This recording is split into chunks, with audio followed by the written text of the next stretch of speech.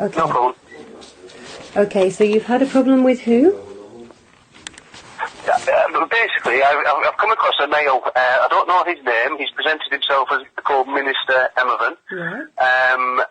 He's basically driving around in a vehicle that has no valid insurance that we believe, and the vehicle wasn't registered on our systems, on the police constabulary systems.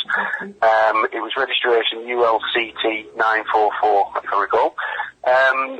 We brought him through to custody because obviously there's a legal requirement to provide a police officer with details in terms of name, address and date of birth, etc., just so that we can establish that there's no offences in terms of driving without insurance or licence and things. And this male's quite adamant that he's not providing us with any further details other than the documentation that he has provided, which has brought me to a bit of a predicament now because we're currently in a situation where we're obviously stuck with regards to who this chap is. I've just had a look on Google in relation to the Universal Law Communities Trust, which is something that's very new to myself, and all the documentation that he provided me had this is on the letterhead, if you will. And I'm just wondering, really, are you guys aware of who this male might be, or do you know of the registration of that vehicle, or are you able to assist in any sort of way? ULCT 944 is one of our private conveyances, and the Minister Emerson who you have there is recorded inside our rolls. What is it that you require? Well, the problem, as I say, standard practice from my side of things, I know that my vehicle registration is registered with the Motor Insurance Bureau and DVLA, and obviously I have to pay insurance on that vehicle. Right. Due to the fact that I've not been able to establish that that's the case with this vehicle, as it stands at the moment, I've sadly had to arrest this male to ascertain his details and find out whether he obviously has legitimate insurance for this vehicle, whether he has a driving licence with the vehicle. Like you said, obviously this information hasn't been filtered down. We are the secured party creditors of HM Government who have or did licence the local police officers to act on their behalf as their private corporation. We are their secured party creditors and we've been that since February. All of the registration documents are held under non-disclosure. We will obviously provide any legal documents such as driving licenses or insurance on proof of valid claim that conveyance was being used for commercial activities. So can you tell me what commerce was that man committing? What commerce? I'll be honest with you, you've lost me a little bit there. Okay. In relation to the usage of the vehicle, he was driving down a public highway. Okay, let me just stop you there. Oh. It only becomes a vehicle if it has got DVL plates on there. And what we've actually done is the VIN number is actually what he has the right of use of, and that is what's assigned to the trust. Now, our records here show that yes, he has got an indemnity cover to cover him for any accident or harm, loss or damage that he causes anybody else, unless he's committing commerce, i.e. he's a taxi or he's for hire or rent, or that it's a bus or a lorry. Is the conveyance that you're calling a vehicle, does it fit any of those descriptions, and is he being paid to be conveying himself in that conveyance?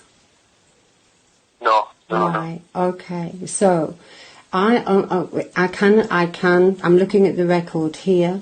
He has got all of those things that you would require if he was in commerce. And so in order for me to release the information to you guys, you're acting under legislation which is applicable only to commercial vehicles or legal fictions, companies, corporations, and by us doing what we've done, we're reserving all of the rights of the people from being presumed to be in commerce. Okay. So that still leaves me in a bit of a predicament, though. because at the moment I've got a chap in his mid-60s that's currently sat in a police cell, because obviously there are certain laws that we need to abide by to be able to The law obviously release is, him. the law, right, okay, so the law is that it's actually against the law to coerce somebody to commit an act of fraud. Now, what you're actually asking him to do, you want him to identify himself with the documentation that I've got here that's reserved under a non-disclosure unless he is committing commerce. Now, if he is committing commerce, then I'm more than happy to release this information to you. But as you've just stated, he's not committing commerce. So really, I mean, I know it's a bit of a shock for you guys, but it's you guys that are actually breaking the law by coercing him into committing fraud, because the legal fiction that you want him to use is actually a copyrighted logo belonging to Crown Corporation. Okay. Now, if this goes any further, then obviously you'll keep him for 72 hours, obviously, if you can. Not that there's any point in doing so, because it's just going to cost your private corporation that's registered in the company's house as a private corporation with a tax reference number, and we're actually your secured party creditor. So what you're actually doing is a double whammy, because you're trying to get him to claim against himself. Now, you know yourself, if I haven't got the right of use of something and I use it, I'm twocking in the least, aren't I? I'm taking without consent, or it's attempted theft or theft. Okay. Now, imagine that your name, that legal fiction, is a copyrighted logo and you haven't got the right of use of it. So we contacted HM Government and the Home Office and said, has anybody got the right of use of a legal fiction in the capitalised form of the given name? And they said no. If you look at the birth certificate, it's got Crown copyright on the bottom of it, and it says not to be used for ID. Now, at the moment, I didn't get your number. What was your name again? My name? Yeah. I don't know whether I want to tell you now. Yeah, my name is Lee Butterworth. Lee Butterworth. I mean, it's not. We're trying to help the people of the country, you know, to establish their rights and to get rid of this administrative system that has been professing to be law. Legal isn't lawful if it causes us to break the law. And because, like I said, the Home Office have said that we haven't got a right of use of anything that's Crown copyright, then you actually trying to coerce him into using something that's been copyrighted by the Crown, because that's all you can recognise, in order for you to actually, what you're actually doing is you're prosecuting him for using something that's not his. Okay. So, interesting. Very interesting.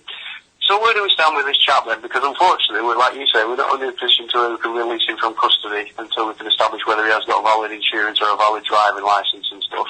He has.